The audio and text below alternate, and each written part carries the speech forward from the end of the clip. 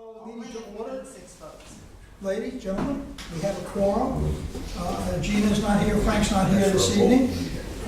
First item on the agenda, public input. There's nobody from the public.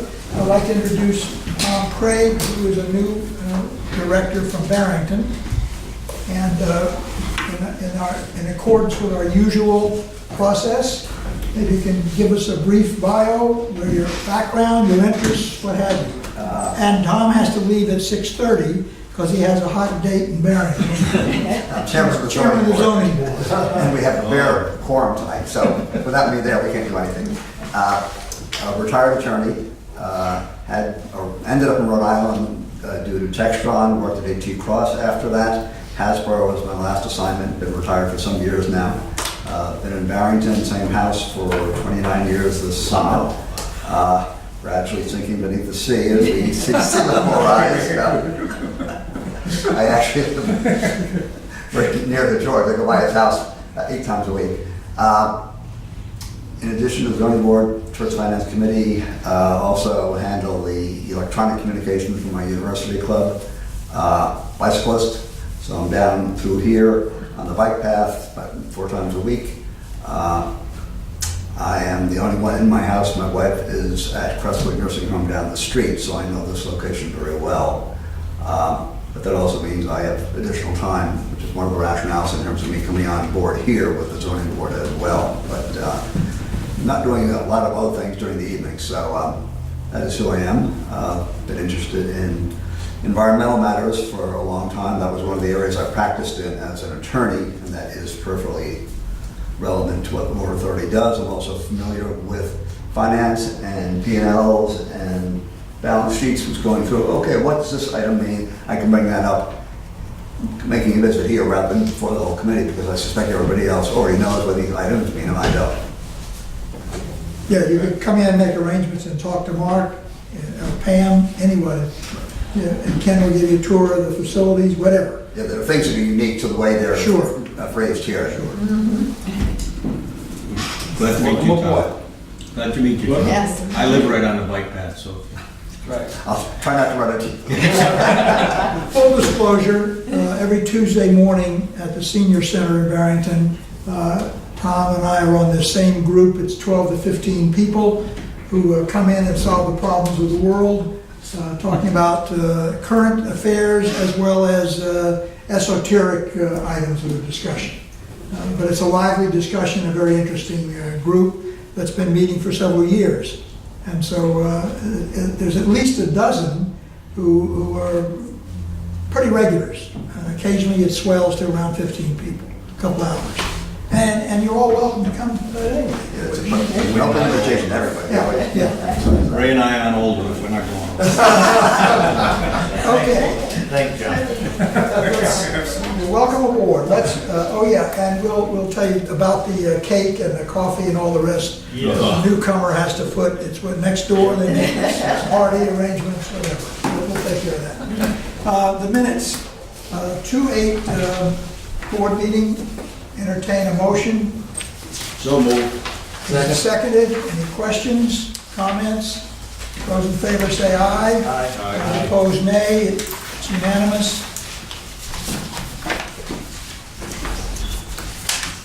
Okay, this one here. Executive session. Oh, okay. The executive session. Read these, and then we'll turn them back in. 007 for our eyes only.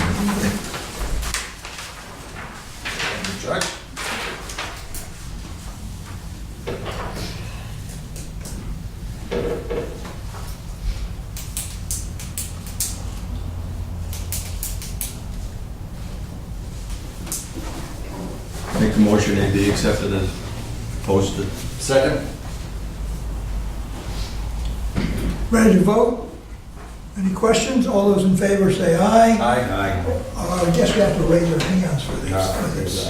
Yeah, raise your hand, that way it's official. It's our exercise for the night. Right, okay, it is unanimous.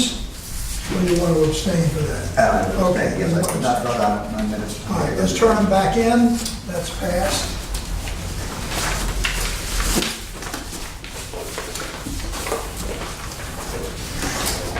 committees of the board, I had this material sent out to you. Everyone should have it. It was sent forward to you as item number 4. You all got that? I printed it, I just forgot to. Okay. But I did. It just showed the realignment. You get that? I can get it. We'll get you another copy. I must have got it, my wife doesn't print Yeah, it we'll out. get you another copy. And, She's but sleeping ink. based on, what happened to one, Mariska, he didn't show. Based on comments from the last meeting that I was at, there was an interest in, well, what are all the things that the committees are supposed to be looking at? So responsibilities are underneath what I think are the things that we've traditionally done. You're not limited by that if you feel there's something else you should be responsible for. Some of these things come up on occasion, some of them come up annually, some of them come up several times a year, or some of them come up at particular times of the year. So maybe in the interest of carrying this forward, each of the committees might, when we meet next, might put on your agenda to say, can we put a schedule next to these responsibilities? So that, if it's ongoing, or every 3 months, or whatever, or around a certain time of the year, however, see if you can create a schedule, and then we'll try to create a master schedule for when all these committee meetings would take place, which would not preclude having them whenever they need to be, but at least we'd have a regular schedule set up. So think about that, please. The next item is number 4, Claims Committee. 5, excuse me. Mr. Chairman? The Claims Committee met this evening relative to the claim by Michael W. Smith for damages. Information about that has been distributed to all members on the board of directors and whatnot. And at our meeting this evening, we reached a consensus resolution that the claimant, Mr. Michael W. Smith, be given consideration of $1,000 with appropriate stipulated legal language precluding any additional liability in the spirit of goodwill gesture. Comments, question? I'm sorry. Any comments? You're stating any additional liability. Does that mean that there's some liability in that part? Well, not I mean, I'm just looking at the language. No, but if you make contributions in the sum release, it says you have no liability. Okay, so then the phrase additional liability should not be part of the, It would not be in the release. okay, that's all I'm trying to get. Yeah. Okay. We just, There was actually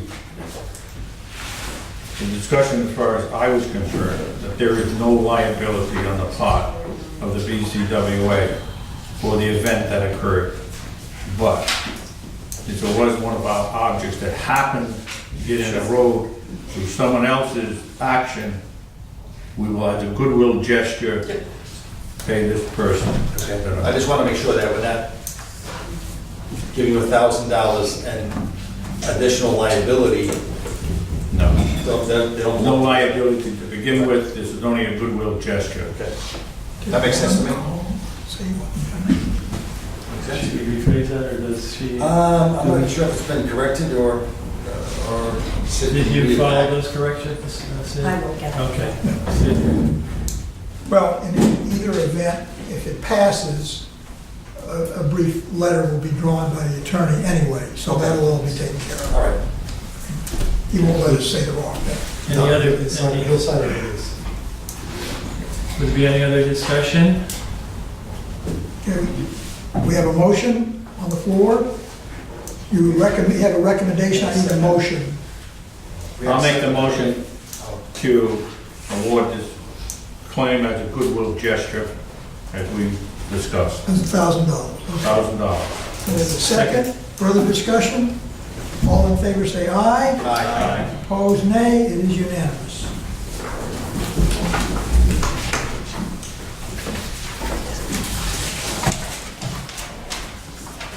Executive Director's Report.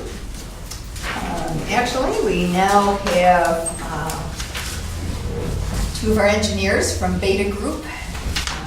They're listed as number 6 to do a presentation on the Pawtucket Pipeline. While they set up, were you going to be doing a PowerPoint? Yes. Yeah. Okay. While they're set up, we can move ahead with the Executive Director's Report. Okay.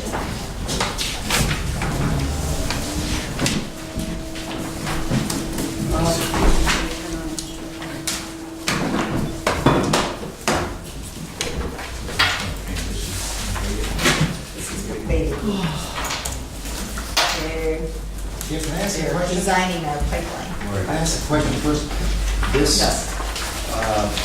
information regarding a scheduled meeting with these provinces, is that part of your report, or is it just separate by itself? Oh, sorry, it was going to be part of our No, report, I just want to make sure. but if you noticed, the date was the day of the snowstorm. Correct. So we have not been able to reschedule that date. Okay, I just wanted to make sure that this was, We were hoping to have more information at this Okay. point, but it may follow on discussion after this as to how we want to proceed okay. with the pipeline project. So you haven't set another date? We have not been able to. Do that.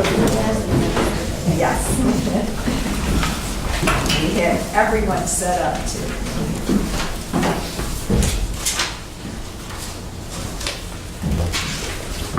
Okay, year-end report, pretty much for water purchased. We were pretty close to being on budget as to what we had planned at the beginning of last year for our budget period. We knew we were probably going to sell a little less water due to the fact that the previous year had been a very dry summer.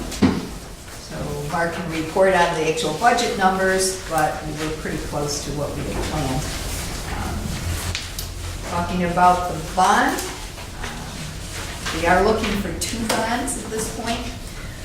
One through Clean Water Finance, which is now the Rhode Island Infrastructure Board. And we're looking at doing a bank bond with one of the banks that we've been dealing with most likely. The idea is we're looking to fund what we can through the Infrastructure Bank. Right now, the rates are very favorable. The Infrastructure Bank has the funding available, and that will give us the best expense ratios at this point in time. So anything that we couldn't fund through the Infrastructure Bank, we will be doing a bank bond. The bank bond is set up to be done in May, so Sandy will be probably coming before the board next month in April to present all the particulars of that bond. Is that likely to be a private placement like she's done in the past? Yes, yes. Because that's proven to be less expensive than the bid. That's been very successful. Yes, yes. Right now, the interest rates are still pretty favorable. The Rhode Island Infrastructure Bank will probably take place more in late summer. They're going out for a large bonding project.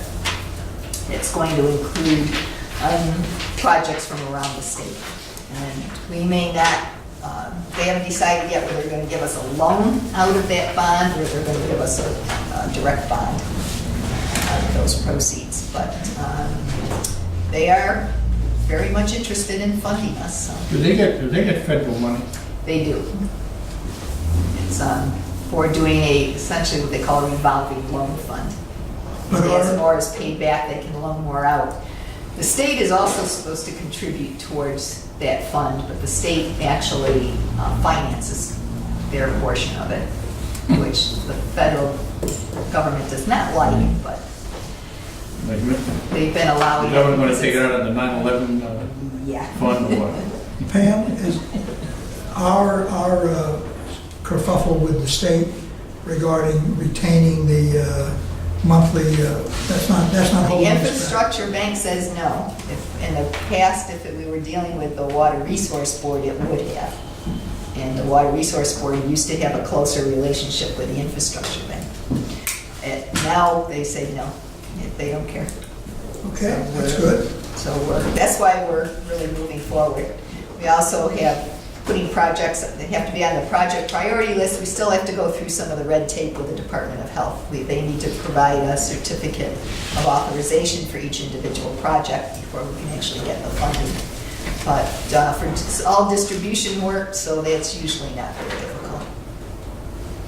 So it's what we're planning on doing, and that will finance our projects for this year and next year. I have a question on the ACH payment. What is the cost? This is to allow someone to use a credit card? No, the ACH is the checking account, so they can pay through their checking Oh, account, through the bank? through the bank as a wire transfer. Okay. There is a fee to us, but we waive that for the customers. All right. Very good, thank you. The credit card still runs about $3, I believe, a transaction. We had looked into perhaps waiving that, but it could get very expensive. But That's- having the ACH payment really works much better for the customer.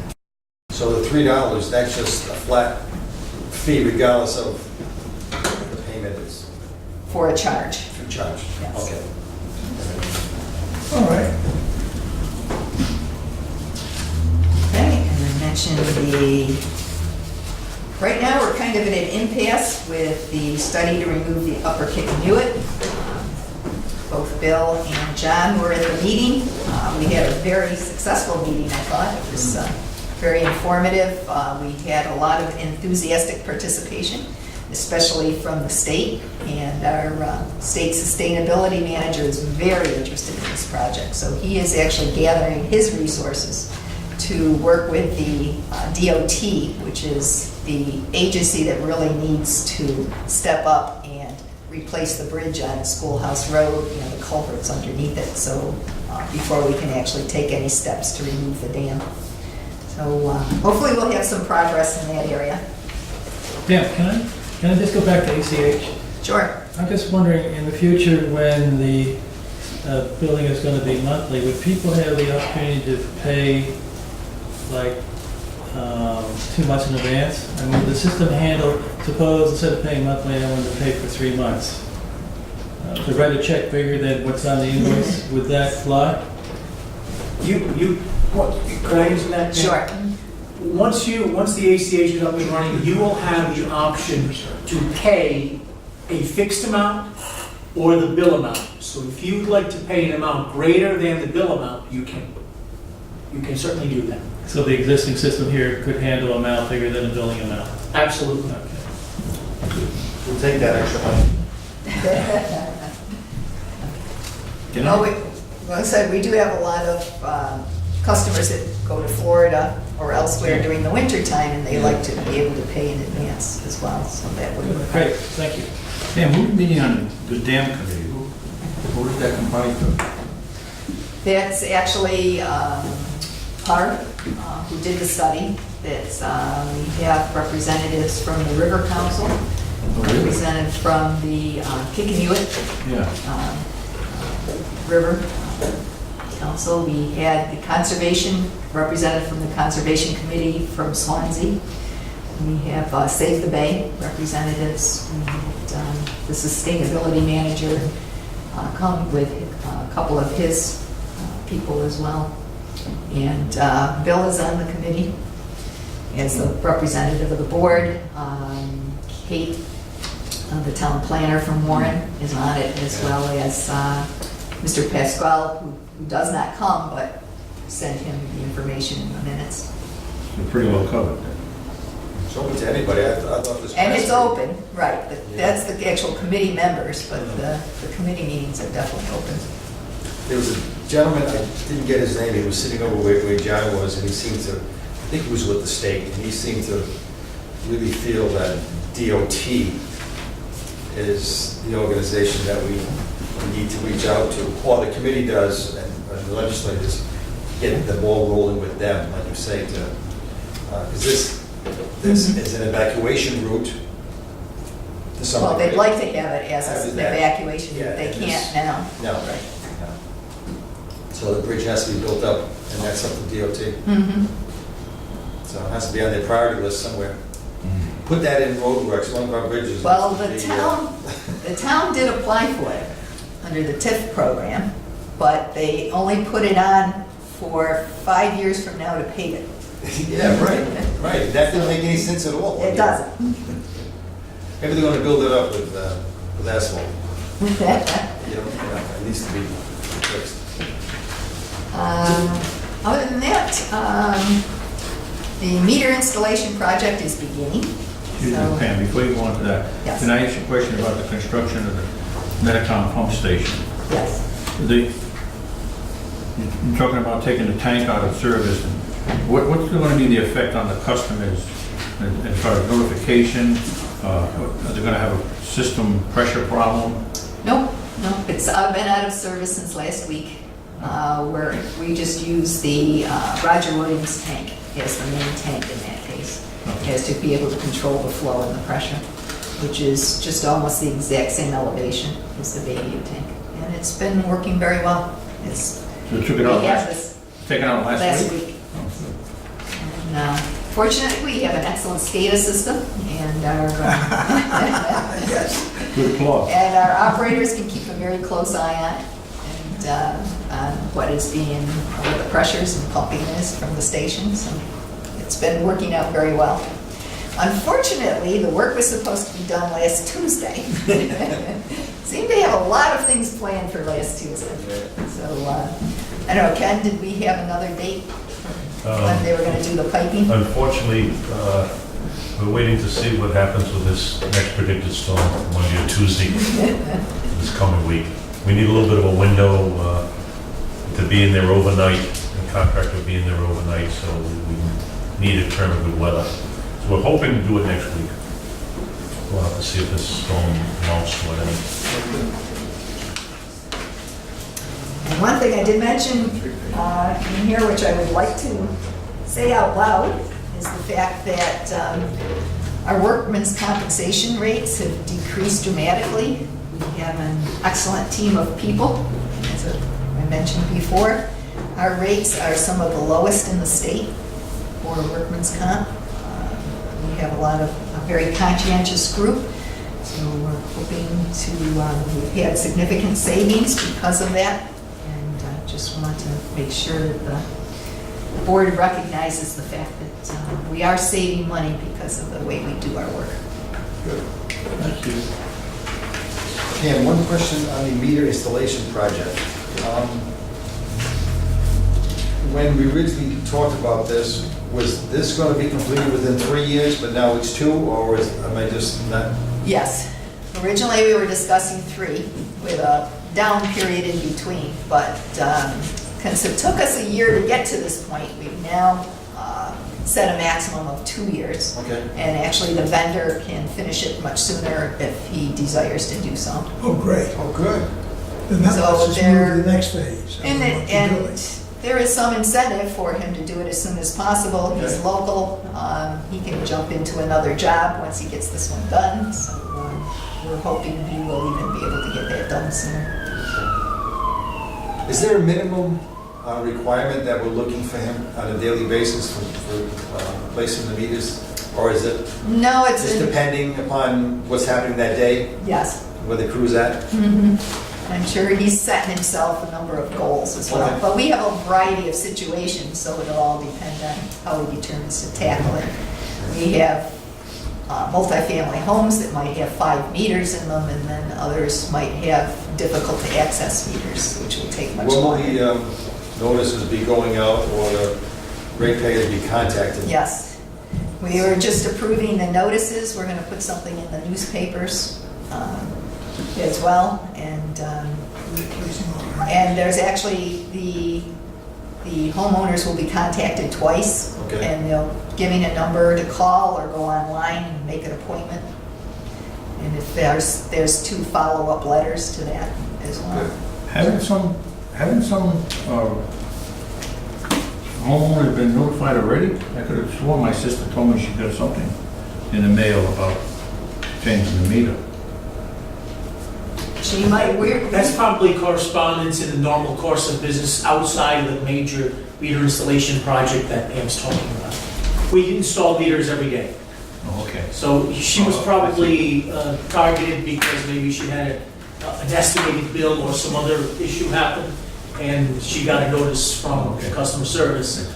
Not part of it. That's outside of what Pam's talking about, right? Okay, Pam, will vehicles these people use to install the meters have any signage on them? Relative to the fact they're... It'll have their company logo on it, and which is mentioned in the letter as well. And they will have to show ID before they enter any property. I have a question on the hiring of 2 more people to replace the retiree. Yes. You see you were having trouble getting responses. Where are you going to be advertising for these 2 people? What, We've advertised just in the local newspapers. local, that's Yeah, all? That's all.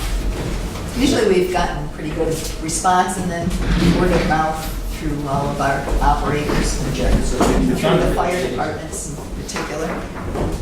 It's on the website too? You have it listed? I didn't look. If it isn't, it will be or it should be. I haven't seen it, but we typically Put post the- all jobs on the website. I know you do have a section there for a different job. It's just shows what the times are like, because normally we get a very large response. This time it was, Now, what do you do, all, the 3 East Bay papers? yes. The main issue is to be an operator here, you have to be able to respond within a certain period of time. Okay, So that makes sense. I don't like to What about advertise too what far about much Massachusetts further out. though? You got Massachusetts, that's not, you know, Right. Swansea, Seekonk area, that's just as close as going like to Bristol. Yes, we've had applicants from there, and East Providence as well. You advertise, We don't advertise there, but we do usually well, you might want get to think people about that. looking. I think we got Randy from out of state, didn't we? Right? Yes, we did. And, okay. I do have a question on the tech report, not a question, a comment on the Andy's tech report. Are you done with yours? I'm sorry. Yes. I just want to say that I was reading Andy's tech report, and you gotta be, I'd like to compliment him on the fact that he took the application of converting those index cards, the information, the data on them, into the GIS system. It says you created an application for that? Is that Yes, correct? our GIS specialist has been doing a lot of work with him on that. That's great, I just thought that was a good move. So. Well, it was. Tell him I appreciate it. I don't think. Any other questions regarding Pam's report or the ones attached? Okay, let's move on to Tuckett pipeline presentation. Yes, we have our beta engineers that we hired to design the Tuckett pipeline. We were planning on meeting with East Providence this week, and hopefully we will have more information to present to the board. But what we've done so far is looked at the various routes of running the pipeline to the tank area for the phase 1. Beta is also contracted to look at the route for phase 2 all the way to Pawtucket. But we wanted to see what would be the most feasible and least expensive ways of getting the first part of the project moving. So put together a presentation for us. Yep. All right, thank you, Pam. Could I get your names? Oh, I'm sorry. I'm Paul Smith from Beta Group. I'm the lead design engineer for the job. And I'm Bill Sturpin. I'm a vice president at Beta and do a lot of the construction aspects of it, constructability reviews, as well as the design. And I do a lot of trenchless technologies as well. Very familiar with the area that this project is in. So one of the issues we did, we had hired CDM to do a preliminary design last year. Their design came up with a design on Pawtucket Avenue, which was very work intensive, a lot of utilities, very costly. So when we put out the RFP for the final design, we asked the firms to look at other methods as well, other routes, and looking at different methods of technology such as trenchless technology, which might possibly be a better way of going considering the cost for trenching on Pawtucket Avenue is going to be very high. I'm sorry. Thank you, Pam. So you've been talking to Mr., the owner of Tesla. He's developed the underground tube, 700 miles an hour to move Soon, it around. we'll see if we get In there. a vacuum tube. Elon Musk, we'll get him on Elon the bus. Musk. Okay. Thank you, members of the board. The handouts coincide with the presentation, but at the end of the handouts, there are larger schematics, just in case the larger scale maps don't come through, you can see them a little better in the presentation. So immediately after Beta was selected, we began the process of evaluating all the alternatives to find the best routing of this phase one to get Bristol County's water system interconnected to that of East Providence to shore up each system and build some redundancy here. We evaluated a number of options, both trenching and trenchless technologies. Back in January, we met with Bristol County Water Authority staff and reviewed the number of these alternatives, and the consensus at this meeting was it really boiled down to two different alternatives. Those two alternatives we'll review with you tonight.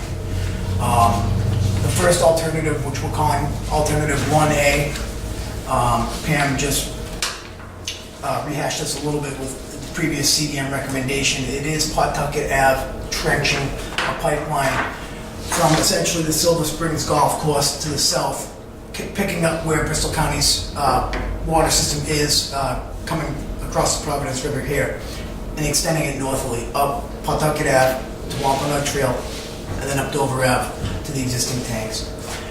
We weighed a series of pros and cons for each of the alternatives.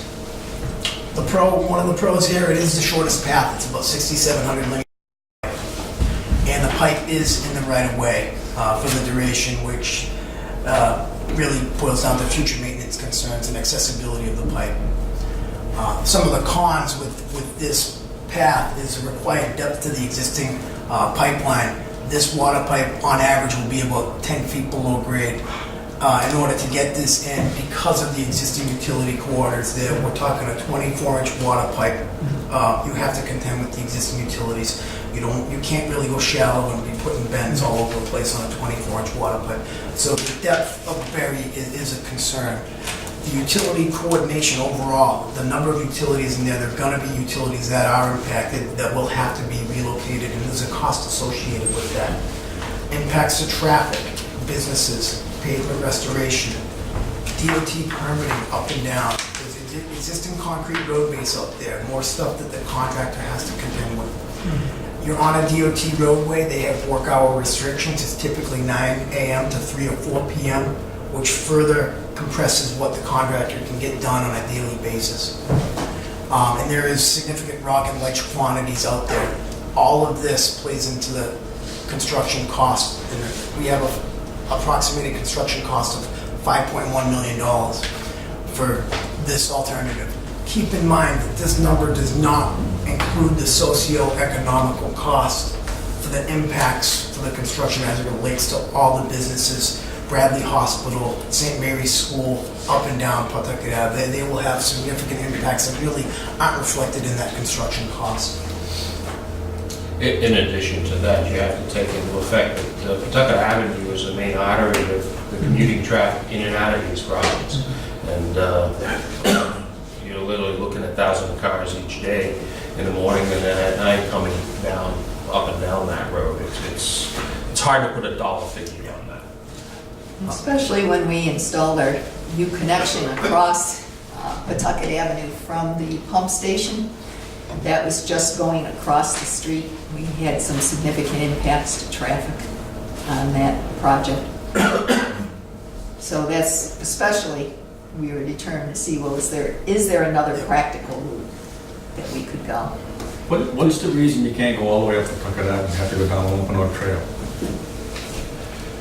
You could go all the way up Pawtucket Avenue, but then you're impacting Pawtucket Avenue for an even longer distance. If you go down Wampanoag Trail, you get into the back roads of more of a residential neighborhood quicker, which would be Dover Ave, that's more residential side street. Much less utilities, much I'm much just cheaper. curious, rather than go a straight line. It was definitely looked at as one of the alternatives, and the other alternatives that we had, we basically looked at the cost effectiveness of putting this pipeline in the ground. And when you start considering the fact that Pawtucket Avenue has the number of utilities, has the road base, we might be able to negotiate with Rhode Island DOT not to have to put that concrete road base back in, have it all asphalt, very similar to what was done on the 30-inch line that went from your pump station at Silver Spring to the south under the East Bay Pipeline project. When that job was built, we negotiated with DOT so that we only had one lane that was replaced with asphalt. It was not concrete base. Unfortunately, because of the utilities as you go north, more towards the urban area, those utilities are all over the place, so you're going to be taking the pipe and crisscrossing the road at several locations. So it's not one lane you're talking about a good portion of the roadway on the cross section. Will the properties that are negatively impacted have any remedy? I'm not quite Suppose sure. there's a commercial business and they can't, have any ingress or egress. Do they have any financial remedies available? Would they come after the Bristol County Water Authority? I've worked on a number of projects in urban areas. One in particular was a job we just did in Brookline, Mass. On Beacon Avenue. And what ended up happening, Beacon Street in Boston, close to Kenmore Square. And what the town of Brookline did was they offered businesses and residents that felt as though they were being impacted financially a remedy to secure that losses from the town. They followed a format that MWRA has, which basically says that you have to provide MWRA 3 years of financial accounting of your business to prove that you solved that. That was a three-year project, and the town received 0 applications for that reimbursement. So But people could submit. they definitely could have submitted, yes. Has anybody thought about that, the financial impact or the possible financial impact? I think looking at this routing, it's not the number one routing in our minds. I think the next routing, as we explain it, you'll understand the benefit that you eliminate that concern somewhat off to the side. Generally, what happens is a contractor will bend over backwards to make Yeah. sure a business has access. If there's not a way to prevent it, generally we'll work night hours, work weekend hours, which of course significantly increases the expense to us, but we have done that in the past. But Yes. here they can't work at night, right, or weekends? If this were ultimately the path we chose, we could fight or argue the case with DOT that the net positive is the reason why we're doing it, and we could try to seek a waiver to do night work. But also keep in mind that the routing along there from Silver Spring north, there is businesses, but there's a high percentage of residents along that route. You're doing night work. A lot of contractors, when they do night work, they do 10-hour shifts. When you have a loader backing up and you have that warning thing buzzing in you, especially on a summer day, it has a tendency not to go over very well. Probably wouldn't. We usually keep that to an absolute minimum. Yes. But I mean, those are things that probably should be thought about or kept in mind. Yes, definitely are. The second alternative, which we're calling 2A, is picking up at the Silver Spring Golf Course, heading south just 100 feet or so, preferably outside of the right-of-way.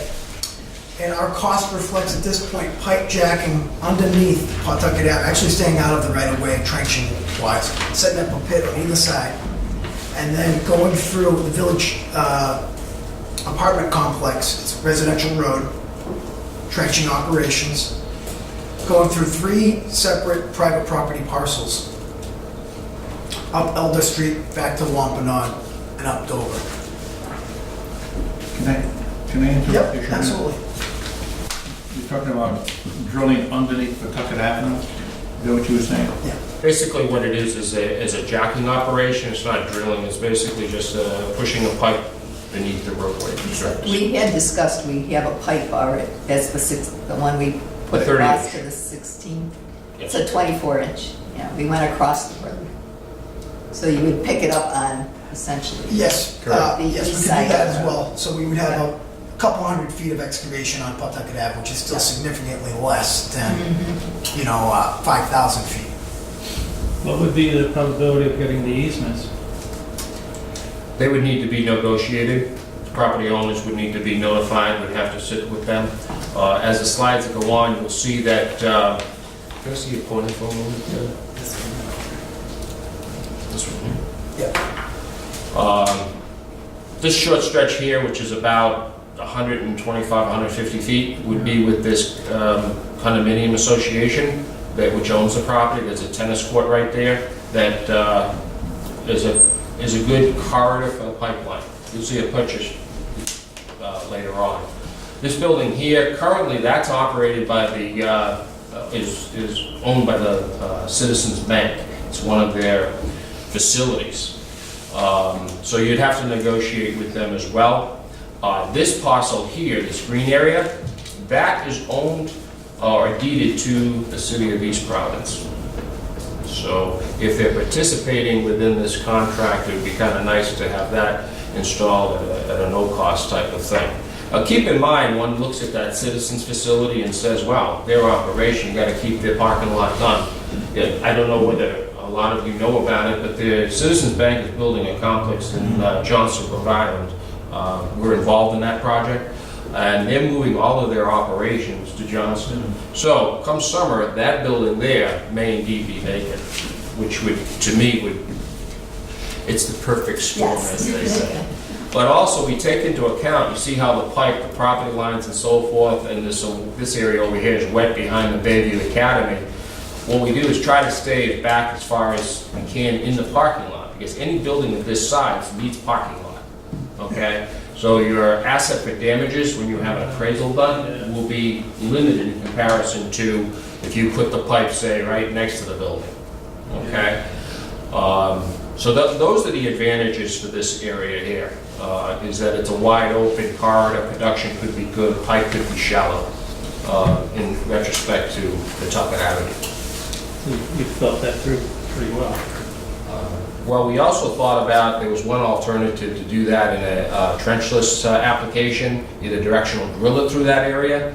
Personally, it's not cost effective to do it that way. It would cost you more in mobilization than anything. To go deep with the drill. Yes, yes. Similar to what was done when we did the Providence River crossing.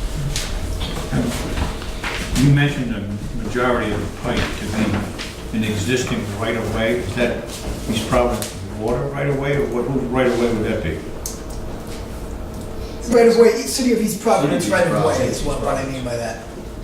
I mean, it has to do with accessibility of pipe, because you start going, some of these alternatives we looked at, you start trying to go out of the right of way, and the terrain is up and down 50 to 100 feet, and if anything were ever to happen to that pipe, it's accessibility to authority staff to actually get the pipe and fix the pipe. So the pros and cons on this alternative, it significantly minimizes your exposure on Pawtucket Avenue and the headaches associated therewith. Pretty obvious. Yes. Minimizes the conflicts with the existing utilities, because these residential roads don't have the density of utilities that Pawtucket Avenue has. Nor does Wampanoag Trail. That piece up there that goes east to west, that's Wampanoag. That's a wide roadway. I've taken a look at that, and there's no doubt in my mind that you can keep two-way traffic going on that road and still have a construction operation off to the side.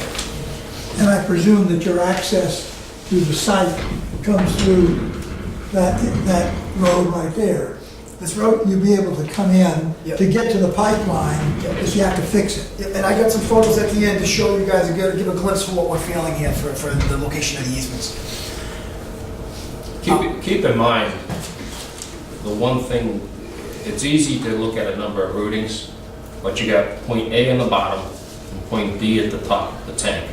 So you're kind of zeroing in on, we gotta get to the tank. So to try to avoid Pawtucket Ave, but also try to avoid a residential neighborhood is literally impossible. Plus, we also looked at the possibility of intercepting the pipeline that comes across from Providence. But they've done some changes in their routing of their pipeline, and it's not as accessible as it used to be. So still going to the tank makes the most sense. Now Pam, who did those changes you're talking about? East Providence, they constructed a new 20-inch main for distribution, and their 42-inch now is they're utilizing for directly to the tank. But it wouldn't, it's not as accessible to connect in with our pipeline, the way it's set up now. Was that done a while ago? Just the past year. I guess a couple years it took them to get that one done. They ran into a lot of problems installing the 20-inch as well. But this is really what we wanted to talk to East Providence about, is to what is do they see any problems with going with this route? Obviously, we need an easement from the city, as well as they may know of any issues in the adjoining properties. So we wanted to get pretty much their take on this route and then move ahead with trying to obtain the easements. Any plans in the works to letting them see this, or? That was the plan. The meeting is- A couple of times, right? We've been trying, making lots of attempts. I wasn't sure if there was anything new. We've even sent them the maps. In the position we're in, if they're even gonna go along with it, it's pretty much gonna be where they want it. In other words, Well, they would certainly have some say. I would think so. So we definitely need their cooperation at the minimum. We have to apply for road opening permits through the city, for the city streets. The only thing with Pawtucket Avenue, at least the section through Pawtucket, is it's state road and we only need state approval. We do not need the city's approval. But we do need the city's approval for any of the other streets and of course to connect into their water system. So we're still very dependent on their cooperation. When you're going through a neighborhood, let's say once you cross the avenue and you're trenching, what's the typical time that someone is blocked from entering to their home or their property as you go along? How fast does the project move along typically? In a trenching operation, depends on where you are. If you're in Pawtucket Ave, we have some borings along this route, and we know there's rock in there, you might get one stick a day, which is basically 20 feet, okay? In other areas, you may get a couple. It's gonna be slow along Pawtucket Ave. As you start getting out into here, with a shallower depth, okay? And based on what we've looked at, we don't know this precisely, but we have a feeling that the ledge outcrop will be a little bit less through here, just because of the terrain that we're looking at. Of course, we need to go in there and survey the borings and so forth to confirm that. But what's nice about this route here is the fact that it's not wide open spaces, but it's a lot more open than this area. And this contractor can have the heavy equipment come in. He's going to have restrictions on he'll use heavy equipment, but maybe not as large as he would use over here. Well, I'm thinking about when they're going through the housing project. That, Yes. if someone's cut off from their property a day or two. No, typically, he's required to have steel plates on site. So- Okay. So if he's gonna block a driveway or a car's trying to come in or That out, night they can. Everything. the inconvenience is typically on the range of 5-10 minutes. To say, let's just get the steel plate, secure the trench, and then you can drive over. No one's never blocked from accessing their property for, hours on end. Okay, thank you. And it is important too to consider the fact that, we have to make sure that emergency vehicles get in and Right. get out. If we're working down here, this road here, there's a road that comes down here. That would be their access point down in this location while we were over here. When we get up into here, their access can be down around here. So you always have to think of that. I would suggest that prior to starting this project, I would do some type of a public outreach program to talk to the people, tell them what's going to happen, what precautions you're going to take. Very soon, this is, on the larger jobs, it's pretty commonplace to have that. I call them neighborhood meetings. Yeah. I don't have one meeting that involves everybody over here. I would maybe think about having a meeting for this area, having a meeting for this area, having a meeting for Dover. That way, it's a smaller sector of the public coming in, and each one of those people are going to have their specific questions. And you don't want to mix things up by jumping from Dover down to Village Green and back again. It's successful. And be honest with people. I mean, any kind of major construction such as this is going to have inconvenience. It's going to have a little dust. If you go to them and tell them that right up front, don't lie to them, they have a tendency to back up and say, you know something, we understand. And they work with you, or they try to. Not every one of them, most. Well, it's going to benefit their supply of water as well. Well, that's one of the selling points of any project that we do, such as this, is the fact that you have to look at the long-term benefits to the community and their property value and all of that. So. Is it planned that each province would tap in anywhere to this line? This is going to be BCWA's line? It's going to be a dedicated transmission line interconnecting the two systems to build redundancy. It'll be able to flow both ways. Yeah. And it'll connect because of their emergency pump station pumps off of our Cross Bay pipeline Back over, Tucking out.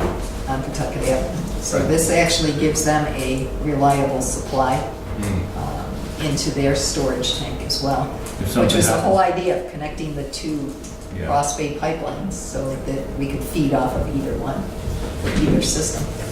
And that's an old line that they have that comes across. Theirs is, yes, much more at risk than ours is at this point. Whereabouts does that, you say that the horizontal line, is that the Wampanoag Trail? Yes. Halfway up? Yes, Is that correct? about halfway right there. Yeah. Whereabouts does that first intersect at the Wampanoag Trail? I don't seem to have a good idea where that might be. Well, Dover intersects. So this straight up north-south, that on the left is Dover, and this is Elder Street. And that intersects with the Wampanoag Trail? Yeah, Elder goes northerly to Wampanoag Trail. Well, where exactly does it go to hit the Wampanoag if Trail? you take a fire, There's a fire station. Yeah, Fire fire station's right there. Good point at The corner. Brand new one, or redone.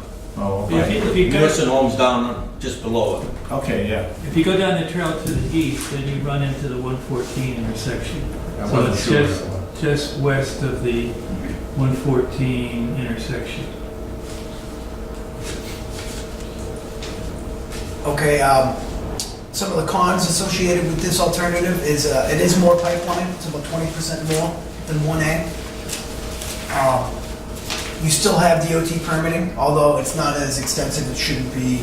I don't anticipate it being an issue either way, but you still have permitting. But it's less restrictive in terms of constructing on a daily basis. And you have the 3 easements required, which Billy highlighted. This work, we have an approximated construction cost of $4.75 million, so it's about $350,000, less than the first alternative. This does include, at this point, a line item associated with procuring easements of roughly $175,000. At this point, it's just a line item for the overall construction cost. So in summary, we have the two alternatives, 1A and 2A. 2A is our recommendation for moving forward. 4.75 versus 5.1, but again, that 4.75 really lessens that socioeconomical impact that we spoke about as it relates to Pawtucket Ave. Will you anticipate any problem getting these easements that are needed from Citizens Bank and Village Green? You run into problems before trying to get easements and stuff like that? It's a negotiation process. Naturally, what you would need to do is have an appraisal done on the easements, get a fair market value for the project, and for the easement itself, and try to negotiate it with the parties in question. It's a hard thing to say, to be quite honest with you. It depends on how firm they are. The Bristol County does not have an eminent domain interest in these properties, I don't believe. No. Bristol County. Maybe if we finance it through Citizen, they'll give us the easement. Well, possibly. But I mean, we did have, on the East Bay Pipeline, we had easements associated with that. So, I think most all of the easements for that project went through. They were negotiated. But,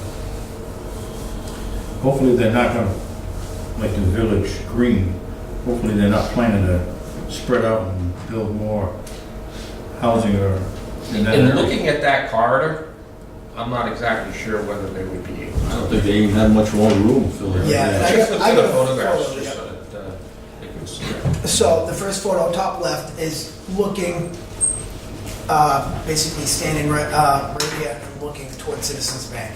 All right, so you're standing on the roadway at Village Green and looking into the Citizens Bank parking lot, which is beyond these trees. All right, so the concept here would be to trench a water pipe right through here. You can barely see the edge of the building right here. There's no room to place another condo building within this green space. That's a tennis court on the left? Yes. The next picture is looking south from the woods into Citizens Bank parking lot. So this is the edge of the property that East Providence, the land is deeded to East Providence, looking into the parking lot of Citizens Bank, back towards the Village Green, way beyond those trees there. This third picture on the lower left is from the south side of Elder Street, looking into the East Providence woods. So this pipeline would go right, and we pull this guardrail out, and we gain access into the woods right through there, all right? And then this is about 75 feet into those woods in the East Providence wooded land, looking south towards Citizens Bank. Do you anticipate any environmental concerns? I'm just gonna say, probably have more trouble cutting the trees than these. We have taken Wetlands thing? We have taken a look, and can you go back to the major, yeah, that one right there. We did take a look at it because under the routing that we talked about, this area up in here, that is a little wet. That is wetlands. It has a stream that comes through, flows down through here, and then cuts underground through here and comes out through there. Yes, if we were in that area, I'd be pretty concerned with wetlands. This area here, though, does not appear to be wetlands to me. Okay, naturally, we'd have to take a good look, stake it out, have a biologist go in there and make sure. But that's the element that we have to investigate. And by meeting with the city of East Providence, we don't want to just go onto people's property, whether it's owned by the city of East Providence or citizens or residents. You ask permission before you go. So that's what's so important about getting East Providence, that meeting with East Providence, to get the cooperation that the authority will need to kind of move forward with the next step. Goodwill gesture. Well, as Pam said, having a redundancy of connection for the water system to East Providence, to me, is a no-brainer. Yeah. Especially they're getting it for free. I wasn't You going would to say think. that, it wasn't my money. You're right. You would You're think. absolutely right. Just a question, what's the main access to that citizen's property? Off the trail, down that road? This is the main road, Wapatog Trail is up here. Right. You come right off of there on in. If you didn't know it was there, you'd probably drive right on Seems by. quite a way off any of the main roads. Yes.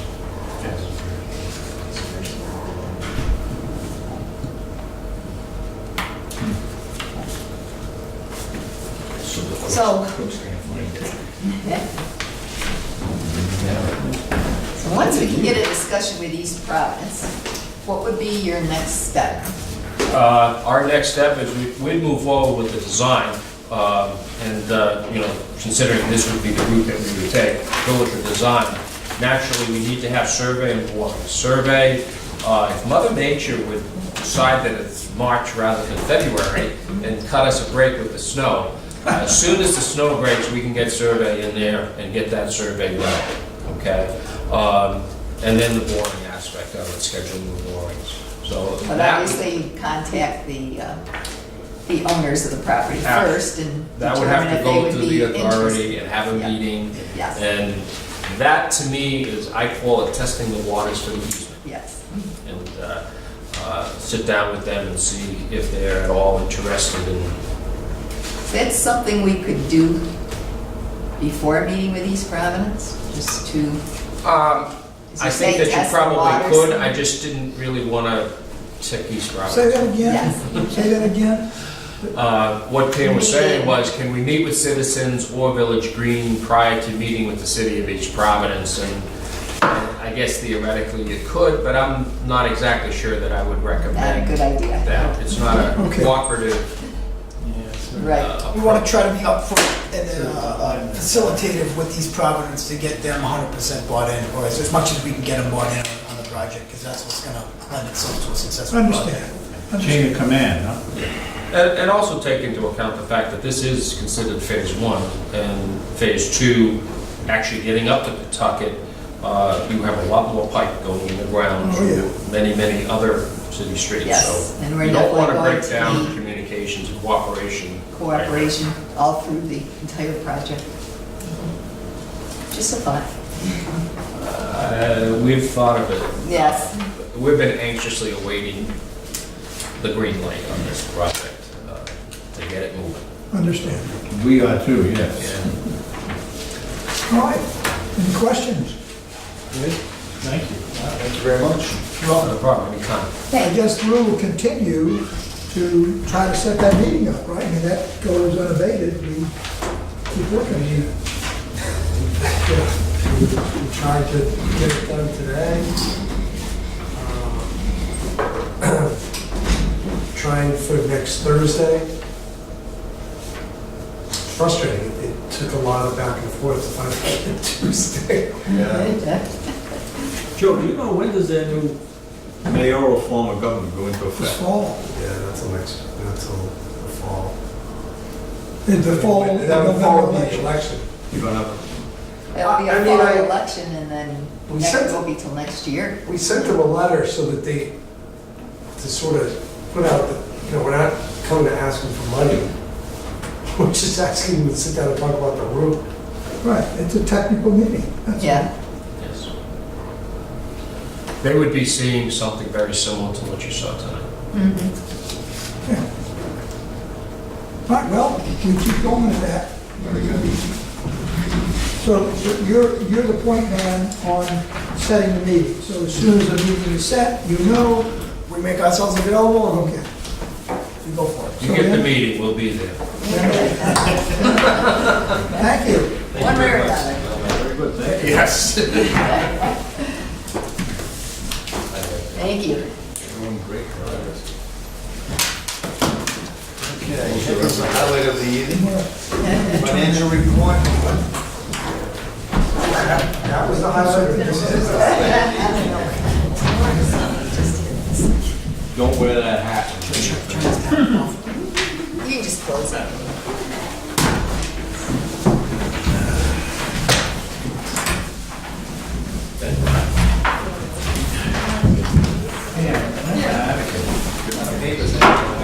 How do we figure cameras out? Not typical, Oh, not that quite right. typical. Sent you the message. The pile won't be The quite there. building here came back done after a few hours. You get used to Everything it. went smoothly, it does everything automatically here in. Thank you, gentlemen. Barrington was Have a up good for 2 evening. days. Pump station. Okay, Mr. Puma. All right, we ready for Mark? Are we ever? So, yeah, it was lovely. Everything's set up. We ready to hear about the fun stuff? We're looking for $1,000, so we have it. We didn't ask that. I had originally planned to be back a little earlier than today, but I got, the second year in a row, I got stuck in Florida because of a storm. Wow. Maybe just a Doesn't that time tell you back. don't go to Florida? Yeah, what were you doing? Hard to take. So I just got back today, so If we go back to, everybody has the January statements, you've had those a while. They're in the, all the paperwork that you received. If there's any questions overall on that, I mean, there's not any major changes, but I did highlight the cost of the overtime in January in there. The additional, which was about $35,000 The one marked in over yellow? last year. What page is that on, Mike? At the January On page meeting, 4, it's highlighted, and I noted it in the narrative that was a big swing for, so it caused a few of those ratios to go out of whack. excuse me a sec, at the January meeting, you gave us the list Yes. of all those breakages. And I thought then that the board said, can you then give us a more detailed report the next month? Did that happen? Yes. We did. Okay, okay. Yes, they did. In February, that was done. Very good, thank you. There was a lot of dollars there, but the impact was more so just as January. You get a day that kind of flattens out. Understand. So we plan for that.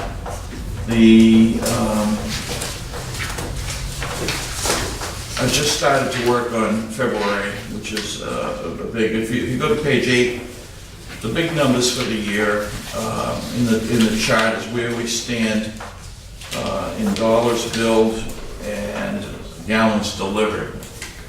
And just to repeat, the numbers Pam gave you was water purchased from Providence, which does not match the same cyclical of the month. Sometimes they end at 24th, 28th, so it might be 36 days, 20. So it's a little different. But an important one is how much, not how much water we buy, but how much we sell, which is what I'm telling you. So the dollars billed at the end of 11 months in January was down 0.47%, so about half of 1% after 11 months. That includes the 3.25% increase, which kind of matches close to the gallons delivered. That means gallons billed to the customer on billings, down 4.45%. And actually, the numbers that I have for February, this is the first year we've gone under 1 billion gallons. And if you look back to, Yeah, we were around, back in 10 years ago, we were almost 1.2 billion gallons. So over 10 years, we're down a pretty significant amount of water purchased. What about 20%? Maybe 25, 30%. Yeah. I know where it is, in my cellar.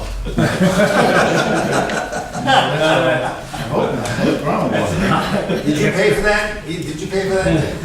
No. But, every year we plan for that, we budget. Just a quick recap on the budget on page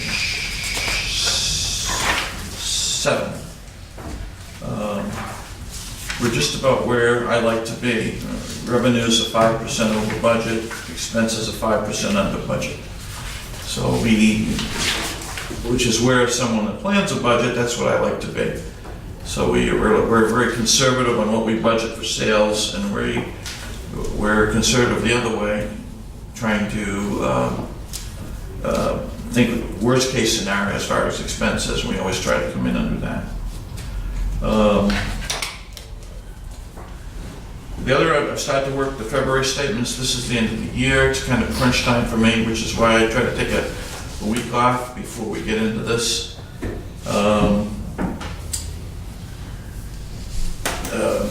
The next 5 or 6 weeks, the audit will probably start around the 23rd of April to the 30th.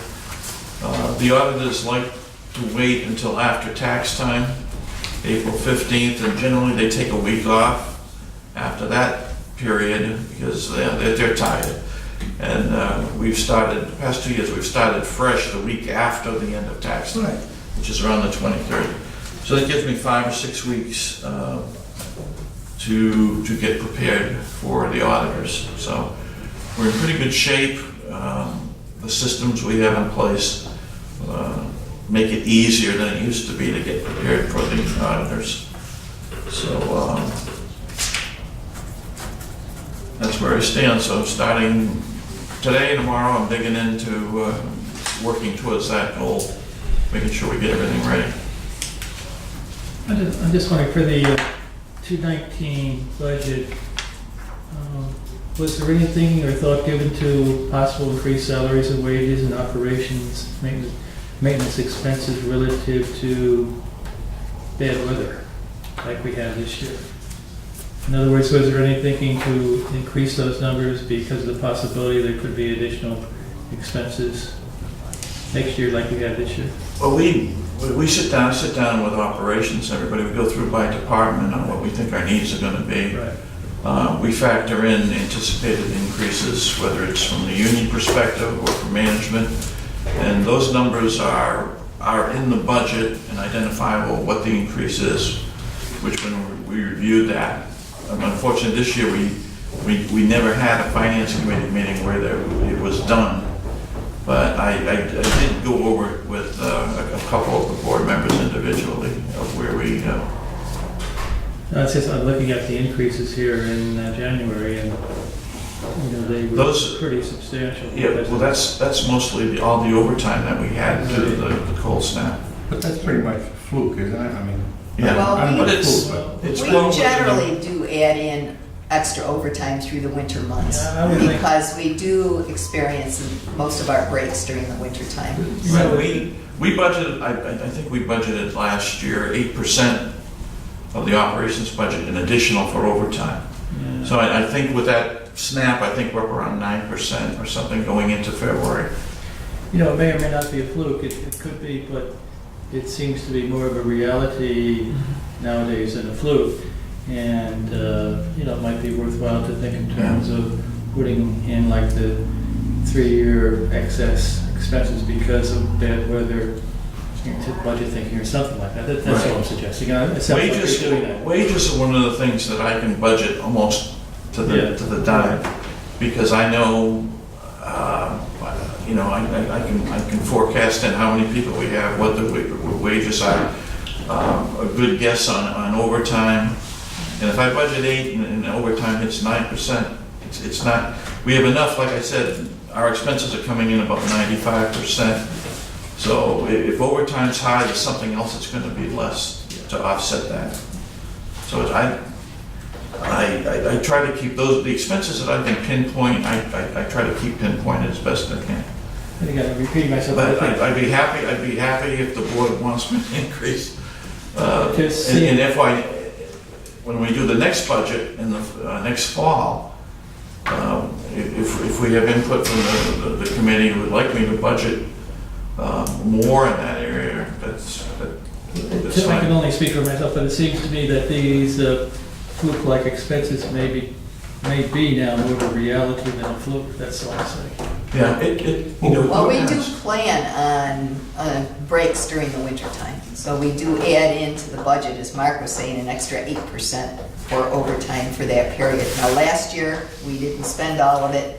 This year, we're spending a little bit I more. think we budgeted 8, and I think we only came in at 6 the year before, so I think this was more of a fluke this year. you have to look at, I would guess that you would have to look at more than just a 1 year. Maybe look at a 5-year Right. span. Yeah. I mean, how, And I think that 8%. Which is what we tend to do. It I tends to think that fall 8% right in is there. a good number for what we Yeah. spend. Any other questions, comments? Very good. Thank you, sir. You want to go to Florida next month? Getting good at this.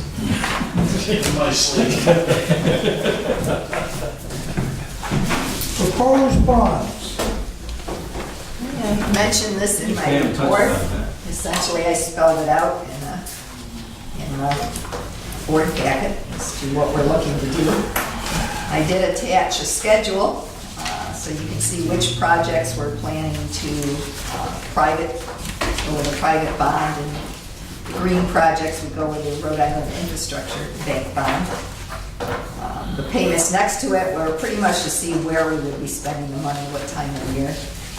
It's something with the bond people need to have, so they get a good estimate as to when the monies would be available. But overall, we're looking at about $4 million for the bank bond and about $6 million through the infrastructure bank. This is a information only, or do we have to? Yes. No. There's no action Nothing to required. vote on this month. Next month, Sandy will be in probably to do the private bond. Okay. Because if we had to vote, we need 6 people, because we're talking about Yes, we more than $500,000. That's correct. So, okay, good, thank you. And I'd just like to add one thing if I could to the bond. The bond amounts that Pam has listed are what we need to net from the bonds. Right, Oh, good. the bond is larger.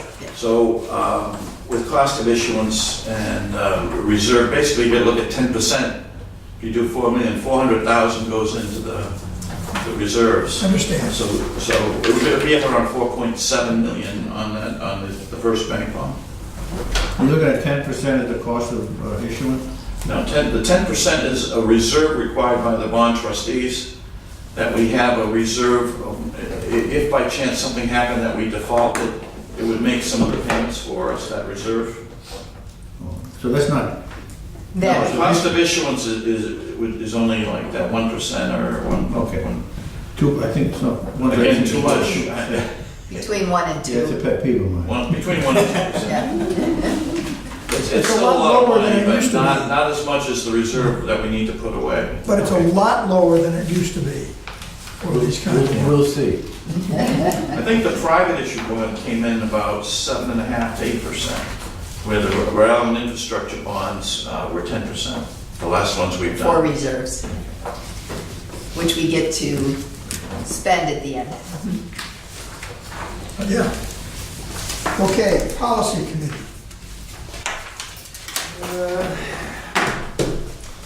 We had our first meeting, I think, in February, and basically discovered that we needed to look at the policy that's currently in place from the beginning of time. We tried to schedule a meeting at the beginning of February, but Frank contacted me and said there was some health issues. I didn't hear back from him since. I know George was available at the beginning, so was I, but Pam asked me if she thought it was a good idea to send everybody copies of what we would be looking at this month and sort of make it a board review, because to keep putting this off, it sort of didn't make any sense. So maybe something we can put on the agenda for next month. If you look at the rules and regs that are currently in place, probably you look at them and say, why is that? Or I don't believe, we have that in the first place, and now we want to make a change to it. So it's probably something that needs to be studied. Well, who made the mock-ups here, where it said new, and then combined? That was me. It was done because the regs were totally rearranged in different categories that made a little more sense. You're gonna be So- condensing a lot of it. Nope, this is. No, this is it. This is the revision, This is it. Oh, this is the new one. referring Okay. to and you also have a copy of the existing regs. Old and The idea was to make the existing regs a little more sensible. It's very No, I agree. kind of convoluted and you have to really hunt for something. I agree. So we tried to make it easier for the customer to read and to go right to a section that they would be able to, that they were specifically looking up. And when I presented to this committee, I didn't have the references as to where those sections actually came from. So if a section was just rewritten or added, I put in new, or you can refer back to the existing regulations in those particular sections as to where this information came from. I understand. Yeah, I understand now. Let me see, the other day, Alan and I were here, and I told him that, I'm not sure if it was Monday night or Tuesday morning, the first time I had seen it, National Grid had a diagram, basically, Channel 10 was showing it, of what their responsibility is when power goes out versus what the customer's responsible for when power goes out, so that the customer would have an idea. If he or she is calling National Grid and it's something that's happening within inside the home, well, that's not a national grid responsibility. I'm not sure if there's a diagram like that in here, or maybe we need We to show don't have one, but we could add one. that, which might, We have people one, can see that, right, so that it's a good idea. when we go out in the field, customers basically bringing someone in, here's my problem, and the operators have an idea of, well, what they're looking at, that it's a BCWA problem or it's a customer problem, which will probably make things easier rather than the customer feeling that, okay, let me call the water authority, they're gonna come, they're gonna fix it, it's not gonna cost me anything. Or if something breaks, it's their responsibility to fix it, so. Yeah, a picture helps a lot. It would, and diagrams of a basic, hookup from the street in, within the property itself, Yeah. whether you put it on a website or put it with this, someplace, with a bill. That's a good idea, because usually we provide it when somebody's doing a new service, but for someone, Okay. right, that has an issue. But you might also consider putting a Putting a picture picture right there. with each one. Yeah. What's a cross connection look like? So, there's a diagram Yeah. of a Yeah. well, a house, or a pond. It's the or first time I whatever. had ever seen National Grid put that. But this is a great step forward, a great step forward. I guess we all read it. And if you want to put it off until next month, We have to. Yeah. We We'd like to don't, go through it and. we don't have a six, No. and we don't have somebody from each community. we have Well, 5, you We don't don't, have somebody from Bristol here. No. you don't Right. need to for something that doesn't cost. We're not spending money. A certain amount of not money. spending money. 5 is a quorum. We could do this, But if we But- have unanimous. My sense is this: we can say, with all due respect, we will all study this, we will come back next month, we will be in exactly the same position that we're in tonight, if we read it all before tonight. I think we ought to go ahead and vote it, let it start, let it happen. It could get modified with suggestions in terms of putting pictures on it or putting a cover sheet on it. And if and when some element suddenly jumps out, like cash cameras in Providence that catch, everybody speeding, which it wasn't supposed to do, then we can address that issue. Yeah. But I think that in all practicality, we're gonna be exactly in the same position next month that we're in right now. Yeah. We read it, it looks cogent. I mean, if anybody's got a comment or a question, surely staff will answer. I think we just ought to put it in motion, get it going. I make a motion, we accept it with the changes made and be able to revise in the future. Second. Further discussion? All those in favor, say aye. I'm not comfortable with voting Oh. on, without a representative from Bristol here. So, you got the votes. All We right, need 5. you need 5 I'm votes. not voting for it. Okay, so We'll table it till next month. it's put on next month. Okay. Move along. There was also Allowance 2 other for- policies. Allowance for customer pumps for low pressure. Let's get a motion on that, and then we can either kill it or turn it over, whatever you want to do. Why isn't that just included in the rules and regulations? It's been a separate policy on the board. And it's only under certain conditions, so it was never actually put into the rules and regulations. But what we're looking to do is, since we're requiring a minimum of 30 pounds pressure, now 35 to meet the requirements of 10 state standards, which the health department is now operating under. For any new services put in, we're looking to discontinue the policy for the What pumps. you're saying though is in effect, if somebody wants to build a house and we have water in the area and he can't get more than 30 pounds, we're not gonna give him service? That's correct.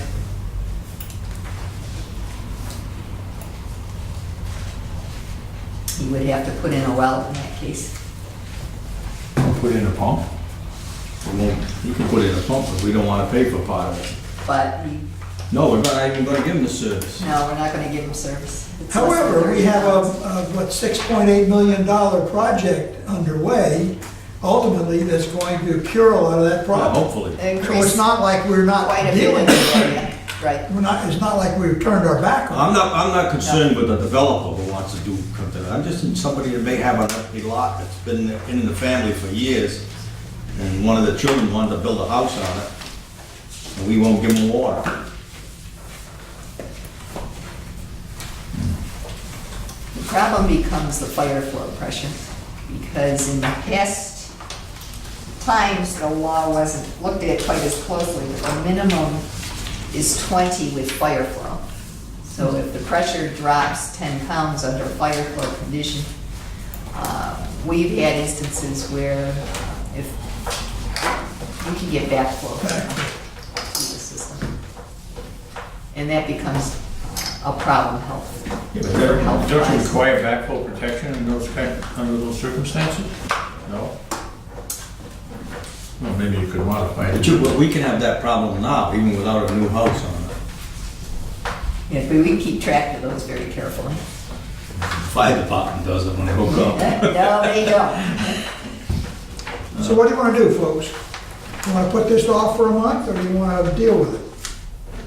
Oh, once again, seeing that nobody from Bristol is Okay. here, and they're the ones most affected by this. Let's put it next That's month. true. That is true. And This is predominantly- non-replaceable, or inaccessible meters. Now, this was an issue we discussed with the committee, and we need to discuss with the board, because now that we're changing out meters, we've had a number of meters in the system that we've gone through extraordinary means to access in the past. We've had injuries as a result, and in some cases, we've had meter men crawling under crawl spaces that are not much larger than a foot high.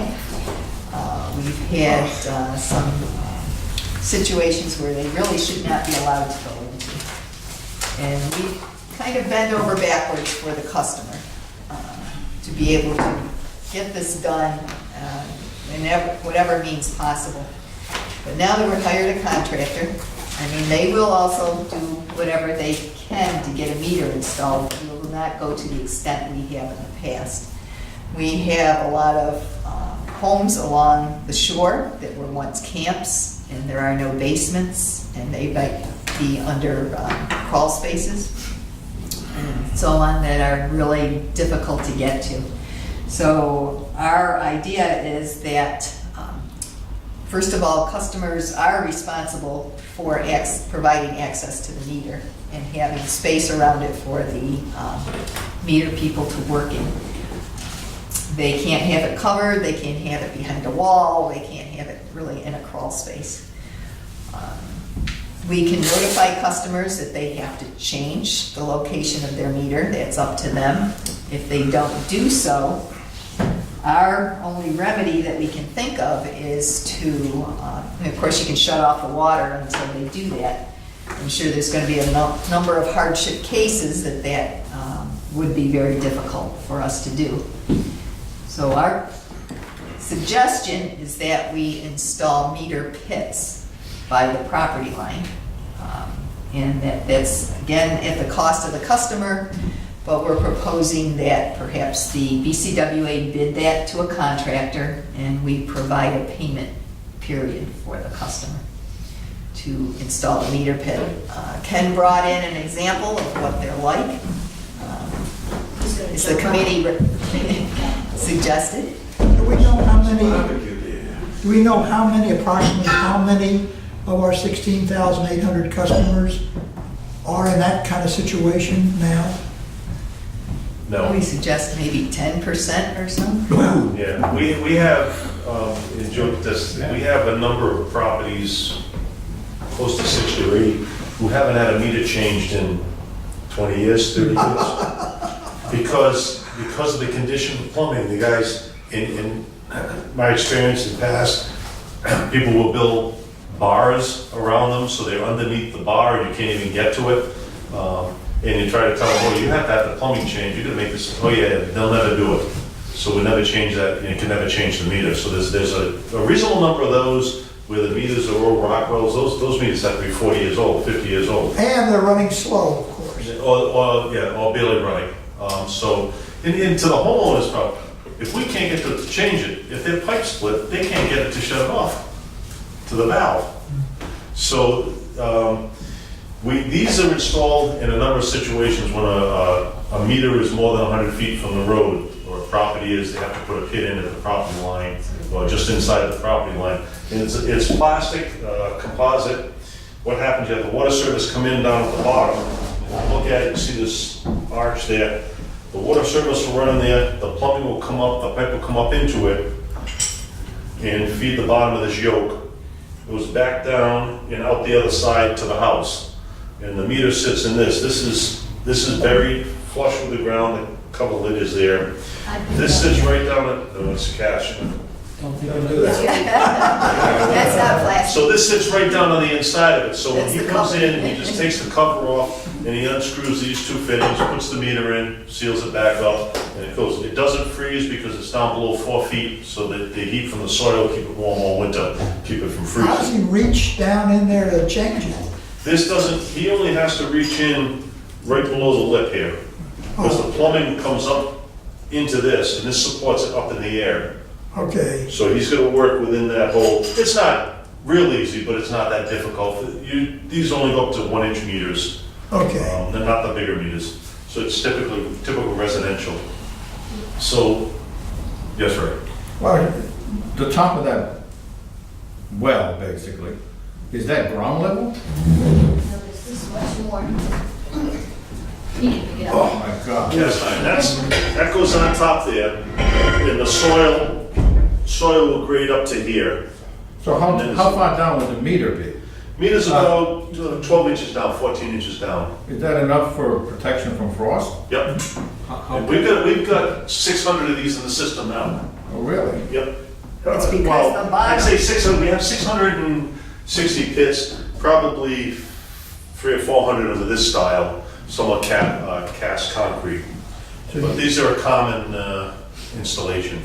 So the depth of that meter well is? Yeah, the soil, when you Is get that down what below protects 4, yeah, the from temperature, frosting? Yes. the temperature of the soil down at 4 feet is, I think it's, the coldest it'll get at 38 degrees, 36, so you've got warmth, it's never gonna freeze, it doesn't freeze on you.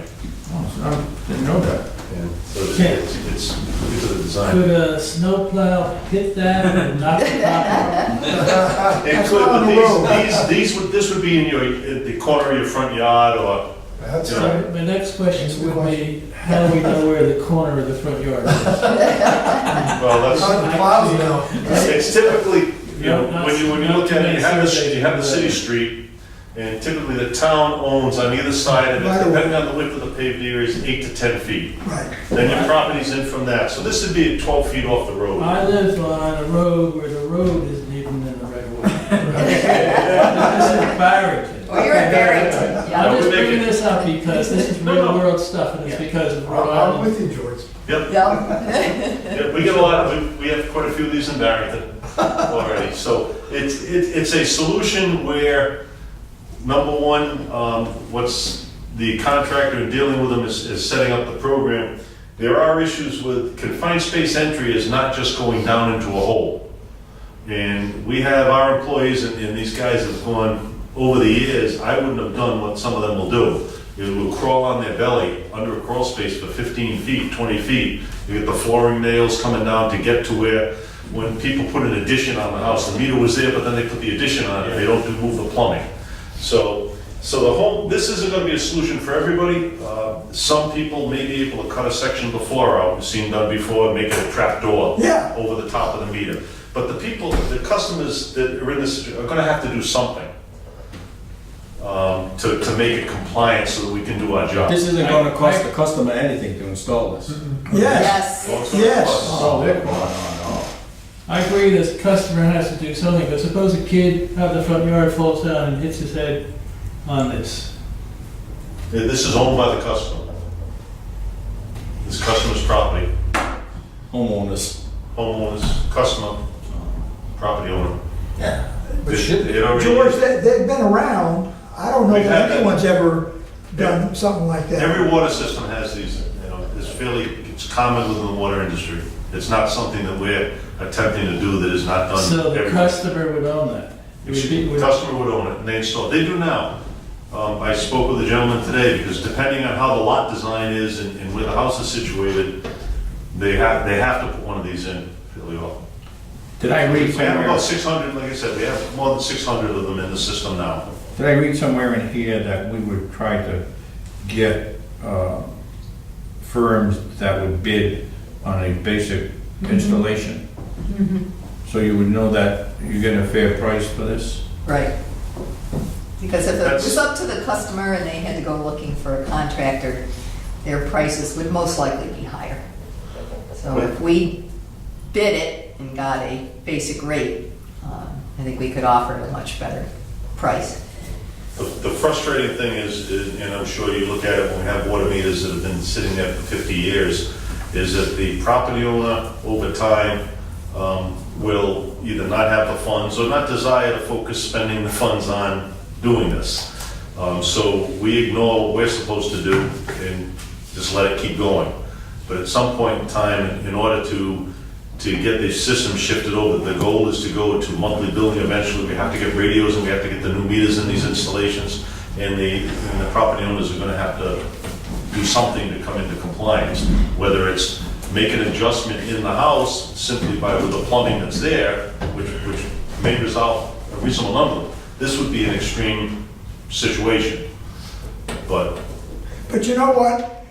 People take the homes, old homes, 60 amps, then they go to 100, and now it's 200 amps. People redo their electrical connections.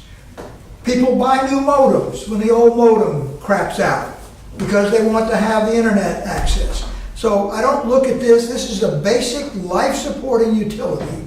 I don't look like this is, we're causing some horrible grief. And the proposal is, we got a good price for this, give you 3 years to pay for it, and it would be added to your bill.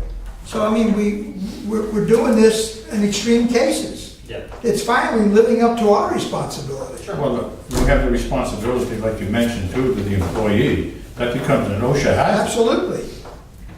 And I'm sure that's why a large number of those have never been changed, because at some point in time, we'll have an employee refuse to do it. I've seen it, you have a concrete wall, and they finish the basement with a stud wall, and the meter is 4 feet in, and is 11 inches or 12 inches, you can't get to it. And I don't know what the answer is. You tell the property owner to cut a hole in it so we can get access, and then, well, that's my nice looking bar and paneling, I'm not gonna touch it.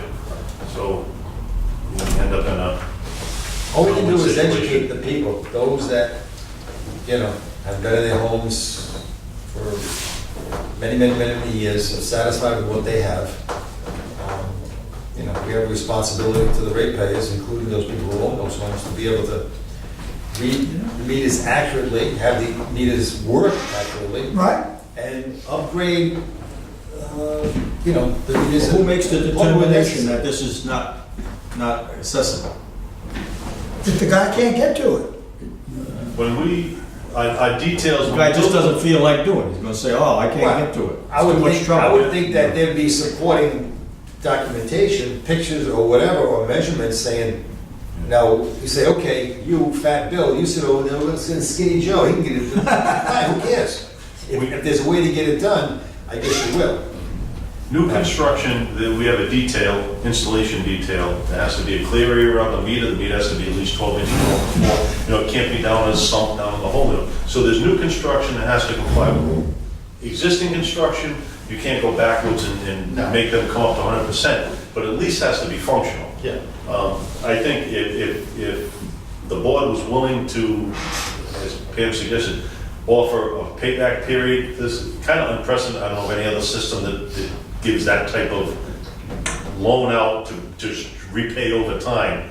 It's a big step toward resolving the issue. Because it takes away the issue of not having, which is legitimate, in reasonable number of cases that I don't have the funds to do it. So What's the price to the property owner? what's the price? Yeah, what would the price? That will depend on their property, typically their property situation. You're probably looking at $1,500 to $2,000 total. At the same time, I would say that many of those properties that have that type of problem also are probably in priority for replacing their service line if they have an old galvanized pipe. So that would be done typically as the same process. Can this meter be read electronically? Excuse me? Can it be read electronically? Yes, the meter would install in here. The meter pits, that's a cast cover, they make plastic covers, Yeah. and we have the antennas on them, or a round disc, you drill a hole through, drop it right in, it sits flush, and you'll read it. Down south, if you go down south, very few of the houses have meters in the basement or in the house, because most of them are on slabs, the high water tables area, so they all have these boxes out in front of the houses. So actually, the water department's interaction with the homeowner is minimal, because they hardly ever go into the property. No, I understand all that, but we're talking about a system that's got meters, maybe not even meters, before previously, that go back 100 years. And I just find it hard to tell some homeowner, we're giving you a new meter, but it's gonna cost you all this money out in the front yard, to put it in the front yard. I can go along with it if we're gonna give them some kind of a payment plan. Yeah. That makes sense to me. Why not? Like 3 years, something like that, makes sense. And it just goes on their bill. Then they understand it, but just to go in and say to somebody, hey, we're giving you a new meter, now you're gonna spend $2,000 Absolutely. out of your pocket to put this in the front yard, I don't think that's right. I agree with that, so I think that's what the proposal is to allow a period of time to pay it back. You're gonna be- That softens the blow. Yeah, You're gonna have to think about what happens if they get into doing that, and then they find other problems like the service line right. itself. Suppose we Could be start added breaking cost. lines. Would that also be included in a It'll be, loan program? you can do it, you can go out to bid or solicit quotations from contractors on it. Typically, you're gonna replace the service line at the same time. Oh, I see. You know, and if you cut this in, you could cut it in and just leave it as it is. If you've got to go another 9 feet to pull the service line into the house, you just do the whole thing. You know, that would be the other issue is the contractor that you look for. Certain types of service line material, you can pull it with a cable versus excavating all the way in. So if that can be done, that saves time and money. Would that insurance policy cover anything, you know, the safety valves? Only if there was a leak on the system. Why would this type of concept be done right where the line enters the home, like a gas meter or electrical? Why wouldn't this concept be used closer to the foundation, like a gas meter or water? They could put this code, our requirement says that anything that's further, if a building is further than 100 feet away from the main, you need a pit. Okay, and there's the logic for that was, back in the old days, you couldn't get copper runs over more 100 feet, so you don't want unions underground that could leak. You'd like that solid pipe all the way into the building. The other issue is, from a control standpoint, is potential theft of service. So that you can control the short run between there and the building. If the meter pit goes in, anything that goes on after that is still accounted for and paid for. Thank you. Very good. Thank you, Ken.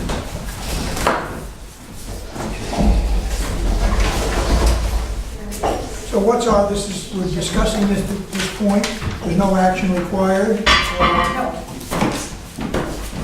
Well, put it on for next month. Very good, very good. We don't have a handle on how many of these might be needed? How many customers might actually require something like this? We don't really know yet. Unfortunately, the last time we did a meter change out over the last 10 years, we've lost most of those employees. We have one meter man who's been a meter man for maybe 8-10 years, but he wasn't here through the long duration. So I polled the people of the workers when they go out, how many of these situations exist. And I've got them writing down some so we can use those as examples. But the fact that we have those 70 or 80 meters that are probably 50 years old, they're old Rockwells. Nobody's bought a Rockwell meter in 50 years because they could not change them, and nobody, until the property owner does something, we're never going to be able to change them. If I may. You know, and it may not be as drastic as putting a pit in. If there was a mechanism for somebody to be able to receive a loan and then pay it back, it might be an interior plumbing thing that they can correct. Would it be practical to We'd have to evaluate each one. Would it be practical to try to survey what meters would be required? As an example, you normally hire summer help. Is there someone that you could hire as a summer help to go around and take photographs of all the meters that look like they might be a problem? Actually, our installers are gonna be doing that as they move along. So if they run into a problem, they'll let us know. Yeah, this will be self-reporting. That's part of the Yeah. documentation that they're gonna Okay. provide back to us. So you're gonna wait until it gets to the point where you have to change the meter. You're not When gonna. they make an appointment, if they make an appointment at your property with you, and they go out and they meet you, and they go down and we can't get to this meter, we can't change it, then they don't get paid for that, they get back to us and say, here's something that's somewhat dysfunctional, we can't change this, now we have to enter in with you to how we're gonna resolve that. So that would be the goal, to have this in place, a program like this in place, to be able to work with you to get it fixed. I thought it was something you're gonna move ahead before we started. No, this will be self-reporting. As we encounter them, and it would be, this installation, I don't want to get the impression that there's gonna be another 600 of these going in. You know, if there's 15, 10, 15 maybe, you know, I don't want to, but we try to resolve it other than this first. Okay, very good. That's more understandable. Moving on, 2018 vehicle procurement. Yes. Recommendation is to buy a Ford F-350 utility for $61,773.65 from MHQ Vehicles. Can we put that in the form of a motion? So moved. Is there a second? Discussion? I have a couple of questions. Go to We it. always do. Go to it. Were these put out to bid? Yes, there's 3 bids right there. Now, Okay. these are off of the The state. recommended. The MPA. MDA. So they've already My done mind that, went blank. right? The So state's it's already been done bid it. through the They've state. already been bid through the state. Right. Right. We're buying them through the state program? We have a couple, John, there's a number of vendors that bid through the state program, state of Rhode Island. We can also piggyback in the Massachusetts MPA program through the Police Chiefs Association and the Metropolitan District. So we've got options for a number of dealers. We go out and we'll check them to see who has the vehicle and who's got the best price. I know we used to bid them out, just, Yeah, these are all publicly bid, the state publicly bid it, so we don't have to expend the money to advertise. just because I'm a Chevy man, I always see Fords. I always see Fords. Yeah. I'm a Ford man. Are these I'm a Harley man. are these I used to be aluminum riding bodies? Harleys if it was up to Are these you. aluminum bodies? Yeah. Only the 150s are the Yeah, aluminum body. Yeah, the 150s are the aluminum body, but these will be changing over. We've got the new Ford we got is a nice That's good, vehicle. because if I buy a new truck, I'm gonna call Massey, and then I'm gonna think I got a deal. Okay, we got a motion on the floor. Any further questions?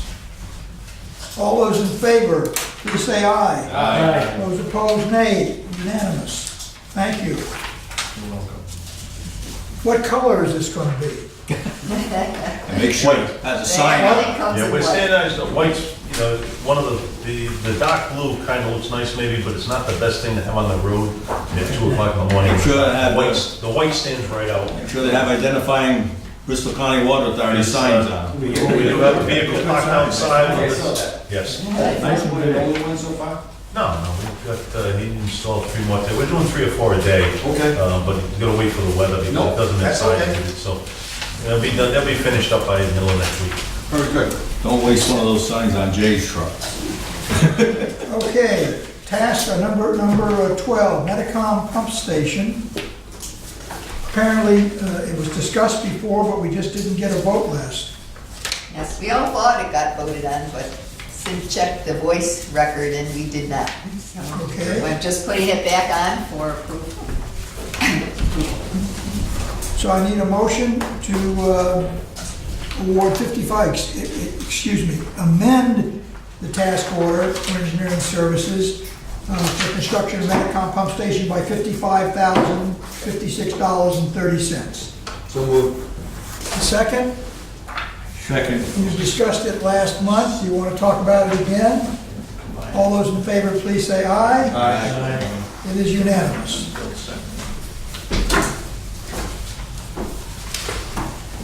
Okay, the next one is, this is the one that's 32. Yes, we have a new task order, and this is for work we're looking to do.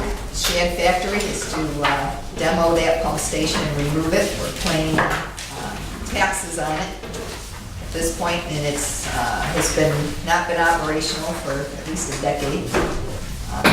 We're looking at doing some work at the Naya Road Treatment Plant and adding the new pump station at the Hope Street water tank site, but we need environmental assessments in each of those areas before we can proceed with any work.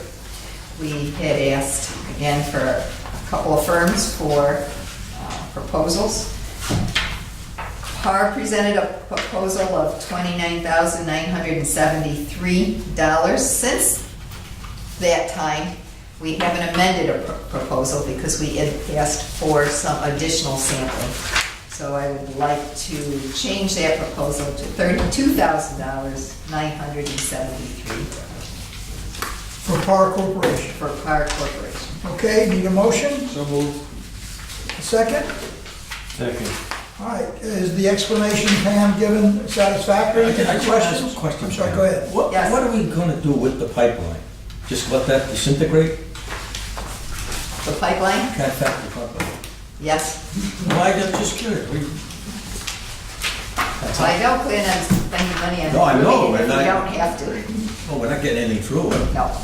I'm just curious what we're gonna do with it. Let it All right, ride that for now. answers Yep. the question. Maybe we could sell it to an oil company. It's got a lot of holes in it. We're ready for a vote. This is 32,973 to PAR Corporation. All those in favor, please say aye. Aye. It is unanimous. Thank you. Annual charge-offs.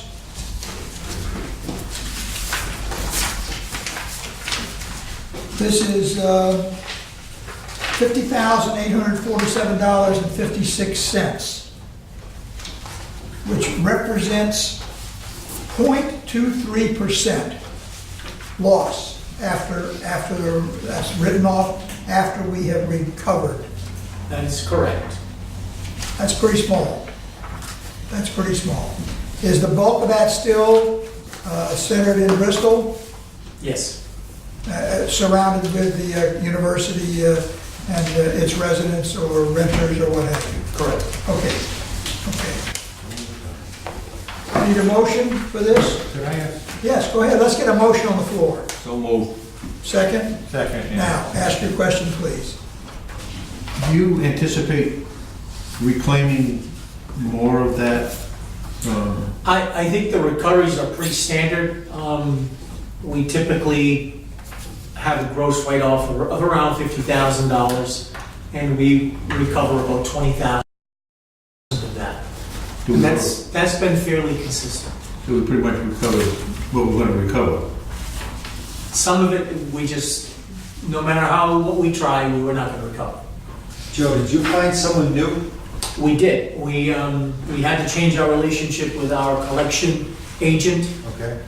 Our old collection agent had sent us a letter indicating that they would no longer handle our account, so we did find a law firm in Smithfield, Rhode Island that will handle our account. Are they involved in any part of this? No, they came on board as of February 1st. Okay, very good. A question, the motion is the write-off of 50,000, but we actually only have written off 30,000. Why are we voting for the amount without the recovery, which we got? Yeah, the write-off is actually 50,000, and the 20 is considered a recovery. For auditing purposes, we have to disclose the gross amount. So that's what we're requiring. Shouldn't the motion include that we got 23,9, leaving a net loss of 30,456. I mean, just to, because someone reads this thing and says, wait a minute, you know, you have a whole collection process, you didn't lose all that money.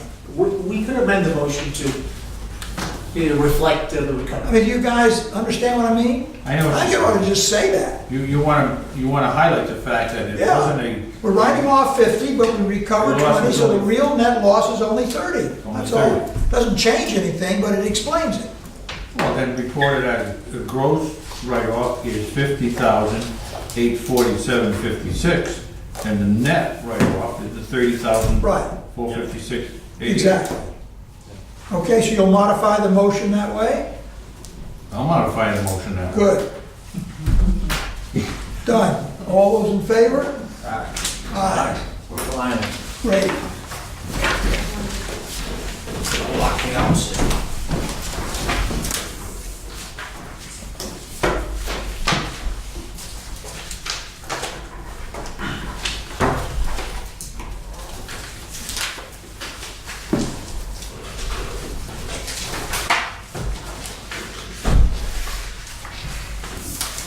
Okay, the revised strategic plan, I think that's pretty self-explanatory. It has been turned into Word and has adopted the recommendations, I guess, that Gina made. That's done very well. That's a terrific item, I think, the way it's shown now. Board correspondence, there was none. Excuse me, the board should vote on the strategic plan. Oh, okay, to accept the update. Except you're gonna need John, Okay, so then I can get it posted. very good. And then we will go into executive session. Will we need to take any actions after executive session other than sealing the minutes? Mr. Attorney?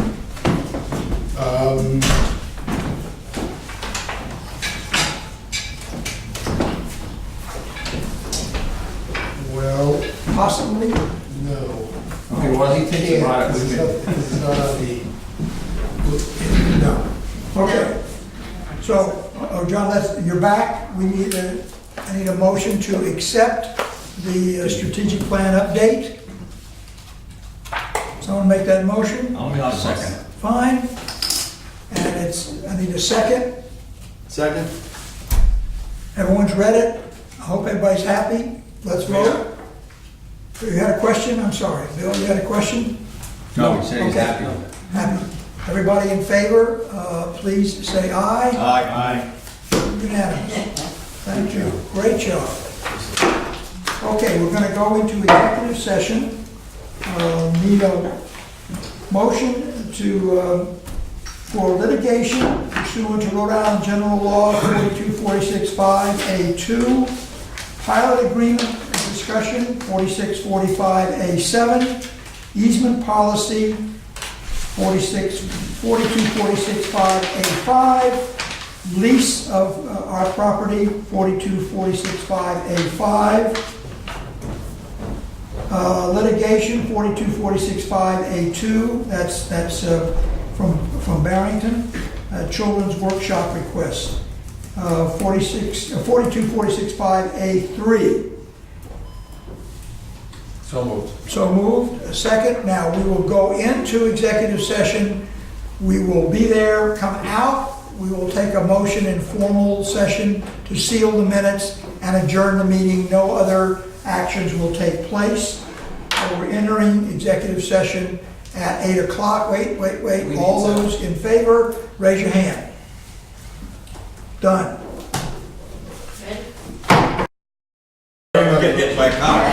It's on now. Oh, actually, The time is 9:30. We've come out of executive session. Entertain a motion to seal the minutes and close the session. So made. It's moved, seconded. All in favor, say aye. Aye. Meeting is adjourned.